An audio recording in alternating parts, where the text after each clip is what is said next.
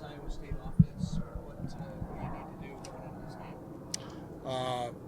We got to be sound. We got to be sound in our alignments, in our fundamentals. Pick and choose our times when to be aggressive and when not to be aggressive, and just play great situational football. How does this Iowa State team maybe compare to some other teams you face schematically that helps you guys win games? Well, I mean, there's a reason why they're in the championship game and why they've weathered the storm, of the season. And they've had some injuries and they've been able to stay consistent throughout. And it's a testament to the culture there. I believe it's Campbell's eighth or ninth year there, and the depth that they have and how they develop their players. So they're just very, very consistent in everything they do. They have a plan. It's an offense that is very a system-oriented offense, and they do what they do, but they do it in different ways. That's meant to confuse the defense in the eyes of of individual players. They attack the edges really, really well with different types of schemes and blocks, and they just do a great job. They have a plan for every defense that they see, and you can see, like, if it's a quarters defense or a single high defense or a pressure or a 3-4 or a 4 down, like they have specific ways of attacking those defenses. So we got to be prepared. It's going to come down to us executing as well or better than them on Saturday. He just makes plays, has a lot of moxie. He is maybe not what everybody else is looking for, but the guy's a winner in terms of how his recruiting went. Coming out of high school, but the dude was a winner in high school. The guy's a winner at Iowa State. He's super productive. He knows where to put the football. He trusts in his receivers. He throws guys open. He anticipates guys in their routes and where they're going to be open. He sees coverage really well. So we're going to have our hands full. He's just very, very efficient, and he's not unlike in terms of efficiency wise some of the quarterbacks that we faced last year when the Pac-12 was so loaded with those effective quarterbacks. So yeah, we're gonna have to keep him contained. He can hurt you with his runs. He's a scramble to run guy, and some of his most explosive runs this year have been just stepping up in the pocket and taking off. So. I think he's a pretty special player.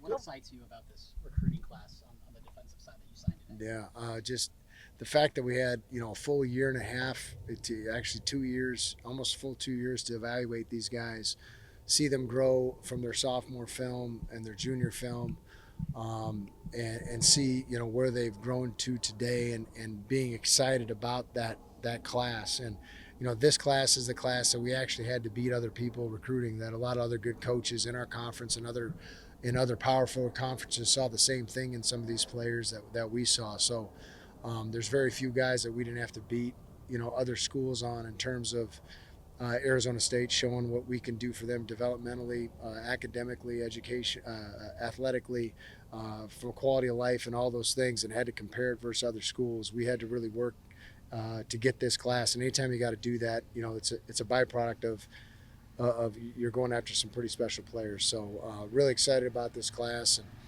and excited for those guys to get to work. A lot of the talk this week has been about Jordan's injury on the offensive side.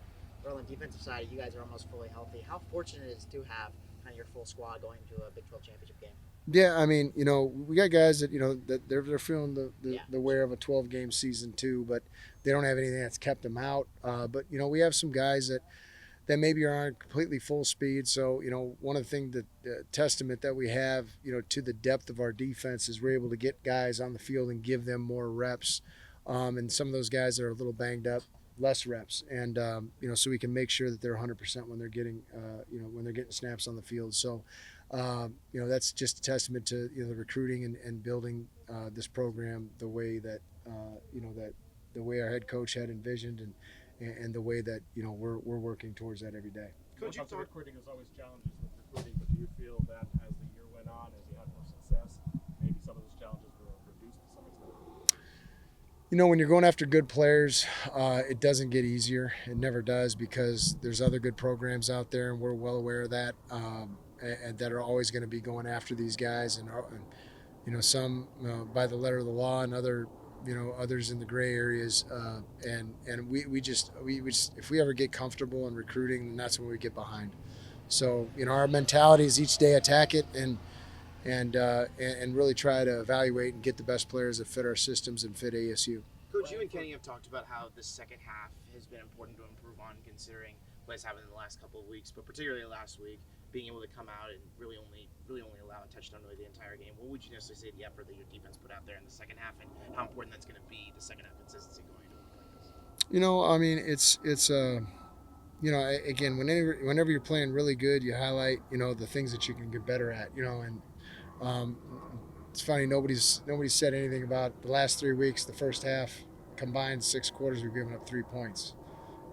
No one said anything about that. You know what I mean? So everybody focuses on stuff we can get better at, which is fine. You know what I mean? Because as coaches, we're very reflective, of those things. And I mean, that touchdown drive we gave up in the second half to Arizona was on me. You know what I mean? Like, I didn't call a great drive, and I just know when we put our guys in the right position to be successful and to make plays that they really have responded all year.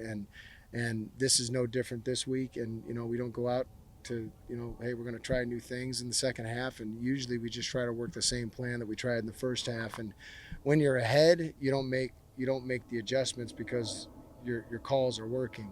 When they're not working, then you get to your adjustments. And so yeah, it's an ongoing process, and it's something we got to continue to be strategic in how we attack it. And sometimes we're ahead of things and sometimes we're behind, but the key is being able to get back on track. And we've overall done that job all year, and hopefully we can continue that on Saturday. Is there a concern about guys getting overhyped from this kind of an atmosphere Saturday in that stadium and who you're playing? I don't know. You know what I mean? Like, again, this is a first for a lot of us. It's been 9 years since I've been in a championship game like this too. So we know what's at stake. I think our guys know what's at stake, and after all the work that they put in, I think they're going to be excited. They're going to be charged up, but it's ultimately the team's going to be able to be consistent throughout those 4 quarters that's going to ultimately end up on top, and hopefully it's us. What's it like having guys? And Noel present as like the other side of a very physical offensive approach? Yeah, I mean they're dynamic. They make big plays. They both have over 1,000 yards receiving. They're always a threat on any down to score. I think they're both potential NFL guys, and anytime you got 2 of them, it's hard to double one. It's hard to double both, and it's impossible to double both. You know what I mean? And that's something you just can't do because these guys will run the football on you. So we're going to have to be strategic in how we do it, and we got opportunities, and we got to win our one-on-ones.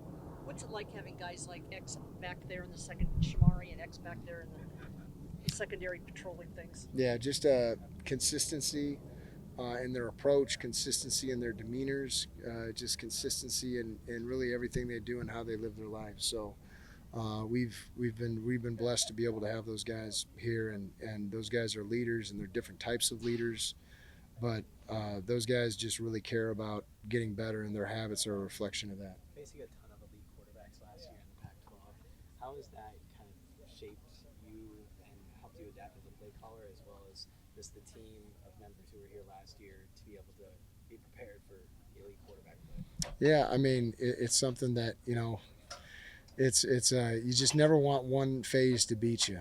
You know what I'm saying? You want to be able to have answers for whatever phase and whatever problems an offense gives you. And the sooner you have to get to those answers, it's not a good thing, because after you use those answers up, there's only so much time to prepare and practice during the week. So that's what we've been so good at in terms of, and that's what our head coach and his philosophy has been so good with, is just playing complementary football and giving us opportunities to make adjustments and to adapt to what offenses are doing, and to allow us, as play callers, to be able to get into the right calls to hopefully, stop the bleeding or get into, situations where we can get offenses off the field. So, all those things play hand in hand with that. And I mean, this weekend's going to be no different. You talked about how it's always a process in terms of getting better, but do you feel like this defense is kind of peaking heading into this championship game? Man, that's a great question. I mean, the way I look at it, there's always things we can get better at.